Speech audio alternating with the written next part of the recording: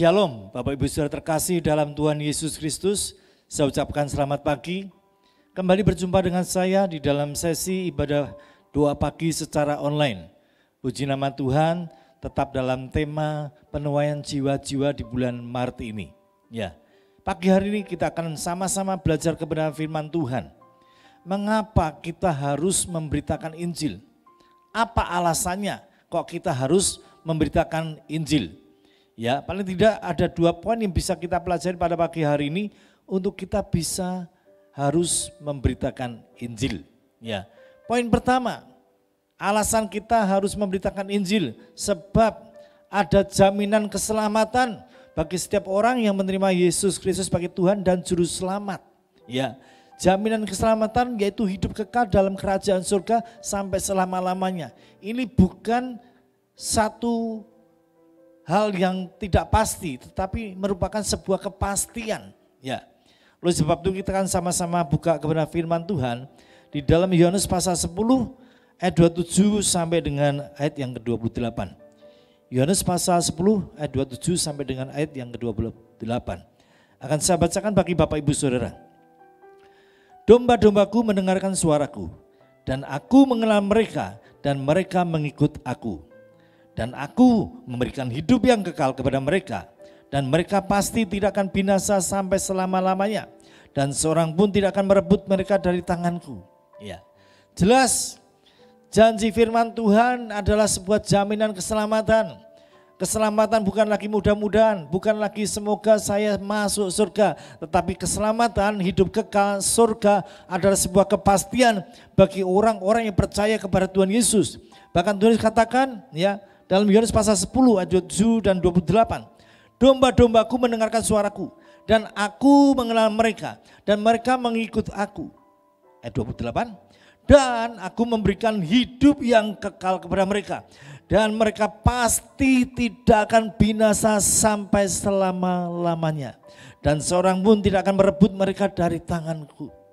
Ya, jelas Tuhan Yesus berjanji, domba-dombaku mengikut aku, mereka mendengarkan suaraku, dan aku mengenal mereka, dan aku memberikan hidup kekal kepada mereka, dan mereka pasti tidak akan binasa sampai selama-lamanya.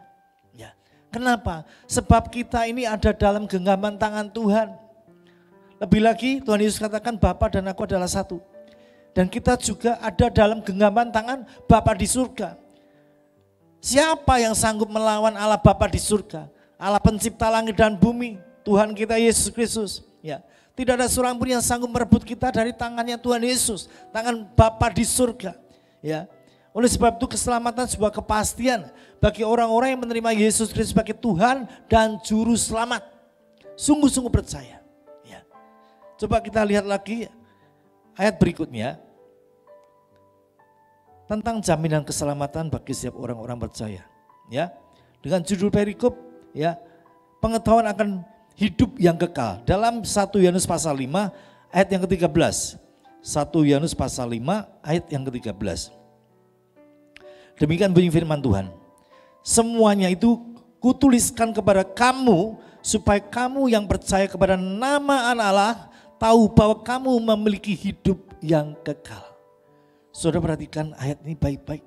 Ya, ini adalah jaminan keselamatan bagi orang-orang yang percaya kepada Tuhan Yesus. Ya, dikatakan ya supaya kamu yang percaya kepada nama Anak Allah, kepada Tuhan Yesus, tahu ya bahwa kamu memiliki hidup yang kekal.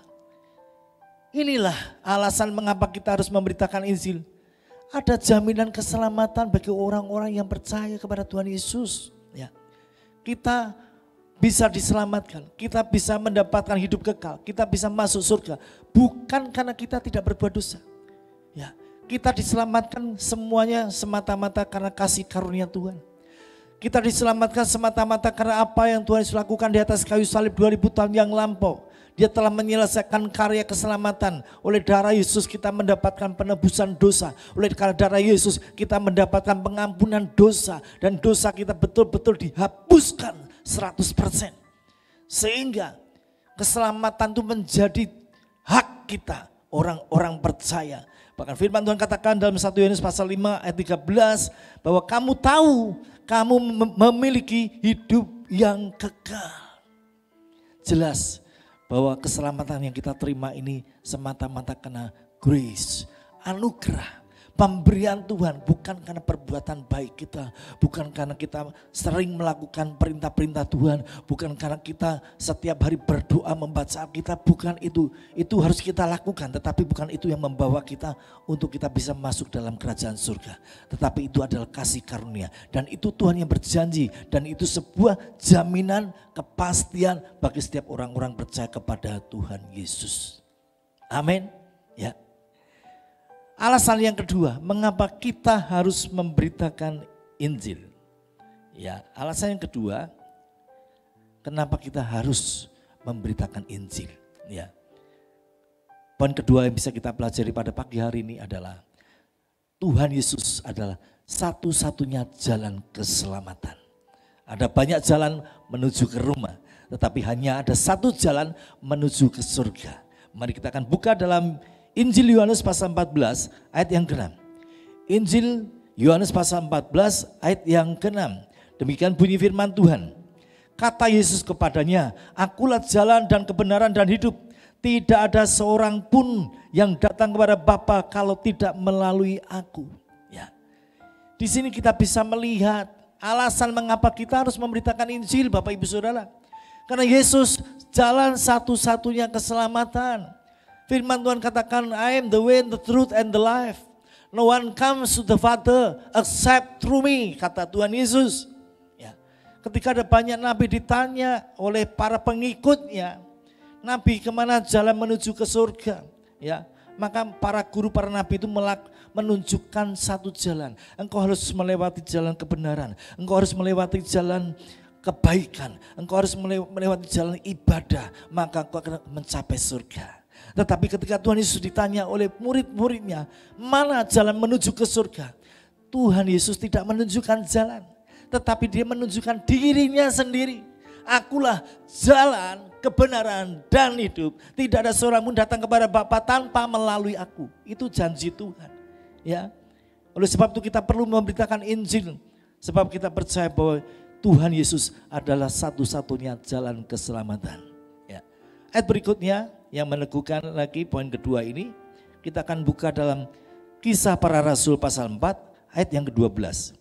Kisah Para Rasul pasal 4 ayat yang ke-12. Akan saya bacakan bagi Bapak Ibu Saudara. Dan keselamatan tidak ada di dalam siapapun juga selain di dalam Dia, sebab di bawah kolong langit ini tidak ada nama lain yang diberikan kepada manusia yang olehnya kita dapat diselamatkan. Ya. Jelas Kisah Para Rasul 4 ayat yang 12 dikatakan, ya. Sebab di bawah kolong langit ini tidak ada nama lain yang diberikan kepada manusia yang olehnya kita dapat diselamatkan, kecuali hanya satu, yaitu di dalam nama Tuhan Yesus Kristus. Kata Dia huruf besar ini mengacu kepada Tuhan Yesus Kristus. Ya, di bawah kolong langit ini, ya, di atas muka bumi ini tidak ada seorang siapapun juga yang berani memberikan jaminan keselamatan. Hanya Tuhan Yesus yang berani memberikan jaminan keselamatan. Akulah jalan, kebenaran, dan hidup. Akulah roti hidup, akulah air hidup, ya, sehingga bisa memberikan keselamatan. Sebab Tuhan Yesus datang dari surga, bukan datang dari dunia. Ya. Oleh sebab itu kalau kita mengerti bahwa Yesus itu adalah jalan satu-satunya menuju ke surga, menuju kepada kehidupan yang kekal. Mari kita sebagai orang-orang percaya, kita menjadi orang umat tebusan Allah, orang-orang yang sudah diselamatkan, sudah mendapatkan jaminan hidup kekal. Mari kita belajar untuk kita memberitakan Injil. Kita mau bersaksi, kita menjadi terang dan garam bagi orang-orang yang ada di sekeliling kita. Kita beritakan Injil supaya mereka sama menjadi seperti kita, yaitu mendapatkan jaminan keselamatan. Oleh sebab itu pagi hari kita belajar dua hal penting mengapa kita harus memberitakan Injil. Poin yang pertama, kita harus memberitakan Injil karena Tuhan Yesus memberikan jaminan keselamatan bagi setiap orang-orang yang percaya kepadanya. Yang kedua, kita harus memberitakan Injil sebab Tuhan Yesus adalah satu-satunya jalan keselamatan untuk menuju ke dalam kerajaan surga. Saya kini percaya bahwa firman Tuhan pada pagi hari memberkati setiap saudara dimanapun Anda berada mengikuti ibadah doa pagi secara online. Dan saya yakin dan percaya ketika kita terlebih dahulu membuka fajar dengan memuji menyembah Tuhan. Dengan lebih dahulu kita merenungkan kebenaran firman Tuhan. Maka saya yakin dan percaya sepanjang hari ini kita akan hidup di bawah pimpinan Roh Kudus. Dan apapun yang kita lakukan akan Tuhan buat menjadi berhasil dan diberkati oleh Tuhan. Amin. Tuhan Yesus memberkati. Selamat pagi.